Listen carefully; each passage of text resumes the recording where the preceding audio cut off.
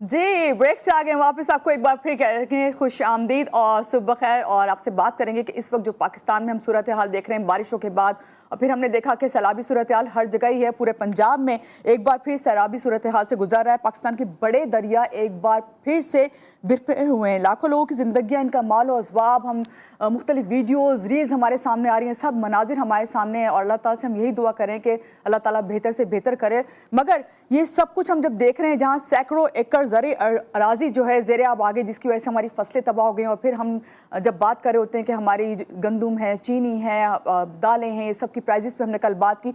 सारी वजूहात जो है इस वक्त हम देख रहे हैं कि एनवायरनमेंट में जो चेंज आया है, क्लाइमेट चेंज आया है, उसकी वजह से हमें बहुत सारी चीज़ों को फेस करना पड़ रहा है। इस वक्त हमारे साथ जो है इस बारे में बात करने के लिए मौजूद हैं माहिर माहौलियात। उनसे मिलते हैं और बात करते हैं। डॉक्टर ज़ैनब नैयर साहिबा हैं हमारे साथ। अस्सलाम वालेकुम डॉक्टर ज़ैनब साहिबा, कैसी हैं आप? ठीक हैं? सुबह खैर। जी वालेकुम अस्सलाम अल्हम्दुलिल्लाह। अच्छा डॉक्टर साहिबा, सबसे पहले तो इस वक्त पंजाब में सैलाबी सूरत हाल इतनी संगीन है, इस हवाले से आपसे बात करना चाहेंगे। और ये जानना चाहूंगी कि पहले जो हम सुनते थे सैलाब आते थे, इसी तरह दरिया जो थे वो भरते थे, लेकिन ये सूरत हाल नहीं होती थी कि शहरों में शहर के शहर जो हैं वो अपने साथ बहा ले जाएं। तो क्या कहेंगी? जी बिल्कुल, ये मौसमियाती तब्दीली ने जो है ये बारिशों का ट्रेंड चेंज कर दिया है, मानसून सीजन का ट्रेंड चेंज कर दिया है, खास तौर पे साउथ एशिया के खित्ते में। और ये जो साइंटिस्ट हैं वो हमें काफ़ी दहाइयों से वार्न कर रहे हैं कि जब क्लाइमेट चेंज हो रहा है उसकी वजह से दुनिया में टेम्परेचर बढ़ रहा है, और टेम्परेचर बढ़ने से पाकिस्तान या साउथ एशिया का खित्ता जो है वो बहुत ज़्यादा वल्नरेबल है, टॉप मोस्ट जो है वो इस खित्ते में है। अभी हमने देखा कि इस दफा मानसून का स्पेल पहले के दाखिल होने से पहले मुल्क में गर्मी शदीद पड़ रही थी, खासतौर जी पे नॉर्दर्न एरियाज में और मैदानी इलाकों में भी, और नमी वाली गर्मी थी जिसको हम यूजुअली अगस्त या जुलाई में देखते थे बरसात के बाद, वो हमने इस दफा बरसात से पहले देखी। ज्यादा पड़ती है तो बर्फ या ग्लेशियर्स का पिघलने का प्रोसेस भी तेज हो जाता है, और फिर वो जो गर्म हवा होती है नमी वाली वो अचानक ऊपर उठती है और ठंडी हवा से टकराती है, तो क्लाउड बर्स्ट जैसे वाकयात होते हैं। जी अभी जो हम सूरत हाल देख रहे हैं, हमने क्लाउड बर्स्ट देखे, ग्लेशियाई झीलों के फटना देखा, पोठोहार रीजन में सैलाब देखे, केपी में देखे, सिंध में अर्बन फ्लडिंग देखी, जो कि जाहिर है जिसमें हमारी अपनी मिस गवर्नेंस भी शामिल है। और अभी जो हम पंजाब में देख रहे हैं वो दरियाई सैलाब भी देख रहे हैं, क्योंकि जाहिर है भारत में भी इस वक्त फ्लडिंग की सिचुएशन है, बारिशें शदीद हो रही हैं, तो वहां से उन्होंने भी पानी छोड़ना जी था और हम उससे भुगत रहे हैं। तो ये फ्लड सुनामी है और ये बहुत बड़े पैमाने पे डिजास्टर हो रहा है। ये 2022 से बढ़ के जो है नुकसान हम देख रहे हैं। जी। अच्छा डॉक्टर ज़ैनब, पाकिस्तान की जो बड़े दरिया हैं, आपने अभी कहा कि हम दरियाओं में सारा कुछ देख रहे हैं, सिंध है, रावी है, चनाब है। यहाँ पे पानी का जो बहाव है इसको कंट्रोल करने की ना जो कर पा रहे हैं, उसकी क्या वजूहात आप देख रही हैं? देखिए, यहाँ पे सबसे बड़ी वजह यह है कि जाहिर है पाकिस्तान को दो एक्सट्रीम्स का सामना है। एक, या तो पानी बहुत आ जाता है सैलाबी सूरत हाल, दूसरा या तो पानी की किल्लत हो जाती है, दरिया सूख जाते हैं। इसमें एग्जैक्टली। सबसे बड़ा फैक्टर ये है कि एक तो क्लाइमेट चेंज है, जाहिर है जो गर्मी को जी बढ़ा रहा है, लेकिन दूसरा फैक्टर ये है कि हम लोग पानी को मैनेज नहीं कर पाते। पानी हमारी लाइफ लाइन है, और पानी को के रिसोर्सेज की मैनेजमेंट, चाहे वो जेर जमीन पानी हो या वो जमीन के ऊपर का पानी हो, हम नहीं करते। तो और एक और वजह कि हमने इन बड़े दरियाओं, क्योंकि हमें लगता है ये तो कभी भर ही नहीं सकते ना, अपना रास्ता नहीं ले सकते, हमने उनके ऊपर और उनके इर्द गिर्द सोसाइटीज बना दी। अब ये जो आप रावी, सतलज और इधर ज्यादा बड़े पैमाने पे जो मसला हुआ वो यही हुआ है कि पॉश हाउसिंग सोसाइटीज बनी हुई है दरिया के बिल्कुल ऊपर करके, और जी उसका रास्ता तंग कर दिया गया, इसलिए हम ज्यादा दरियाई सैलाब का खतरा देख रहे हैं। जी। अच्छा डॉक्टर साहब, हम देखते हैं कि जब इस तरह की सूरत हाल होती है, सैलाब आते हैं और शहर के शहर बहा ले जाते हैं, तो हमें तीन चीज़ें होती हैं। आपकी ज़राअत है, आपकी सेहत है, आपकी मईशत है, आपकी हाउसिंग है, ये सब। इसमें सबसे ज़्यादा आप क्या समझते हैं किस शोबे को नुकसान हो रहा है? देखिए, इसमें इसमें सबसे ज्यादा जाहिर है हमारी जो ज़राअत का शोबा है वो सबसे ज्यादा अफेक्ट हो रहा है, जी लेकिन एक चीज जो हम अकाउंट नहीं कर पाते वो है कि जो लोग अपने घर खो देते हैं, ज़राअत खो देते हैं, जी। उसके बाद उनकी मेंटल हेल्थ कैसे अफेक्ट होती है उसका तखमीना कोई लगा ही नहीं पाता।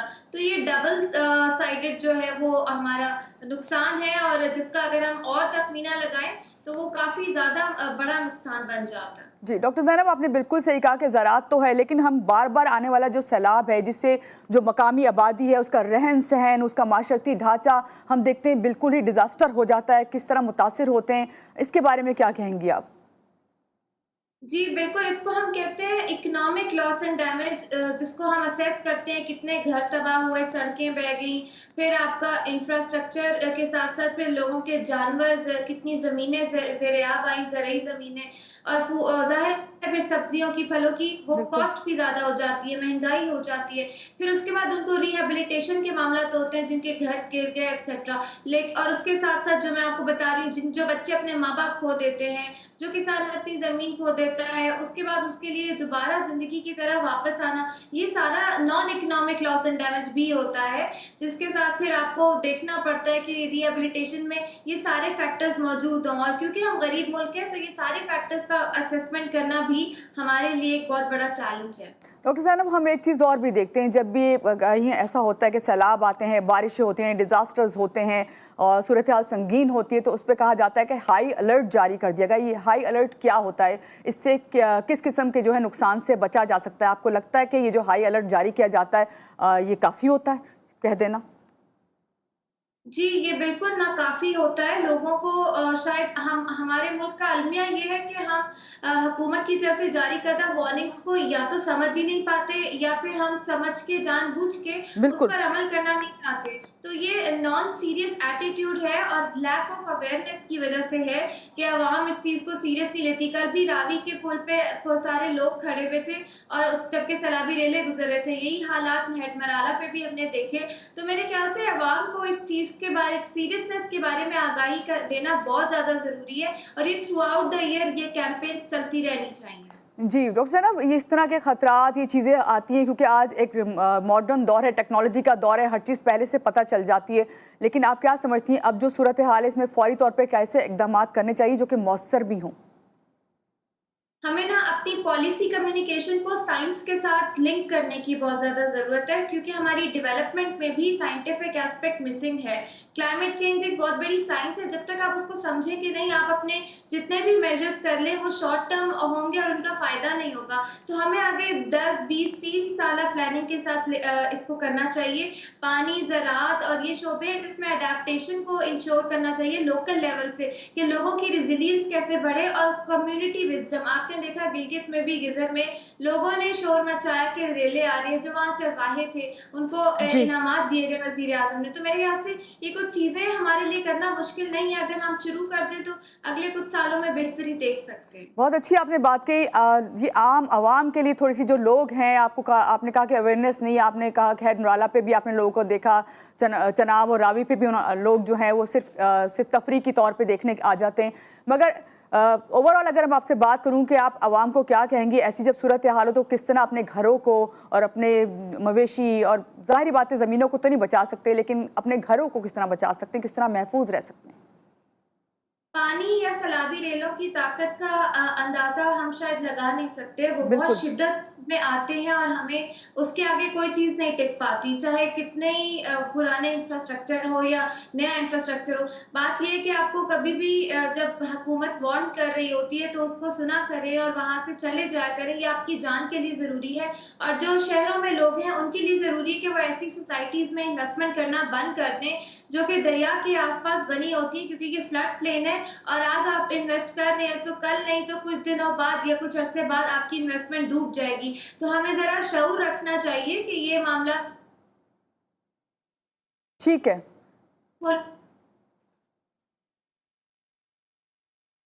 ठीक है, बिल्कुल आपने सही बात की डॉक्टर ज़ैनब, बहुत शुक्रिया कि आपने हमें ज्वाइन किया और आपने ख़ास तौर से आवाम के लिए, मैं भी यही कहूँगी, मैं भी अक्सर रील्स देख रही होती हूँ, वीडियोज़ आ रही होती हैं, बाज़ दफ़ा तो ऐसा लगता है कि शायद ये फ़ेक हैं, लेकिन रियल भी होती हैं, मगर ख़ुद जो है आपको अपनी हिफाजत खुद भी करनी है। हम हमेशा ये इंतज़ार कर रहे होते हैं कि हुकूमत जो इक़दामात करे, बेशक हुकूमत की ये ज़िम्मेदारी है, लेकिन हमारी भी कुछ ज़िम्मेदारी है जिसको हमें ज़रूर निभाना चाहिए। यहाँ लेंगे एक छोटी सी ब्रेक के बाद वापस आते रहिएगा हमारे साथ।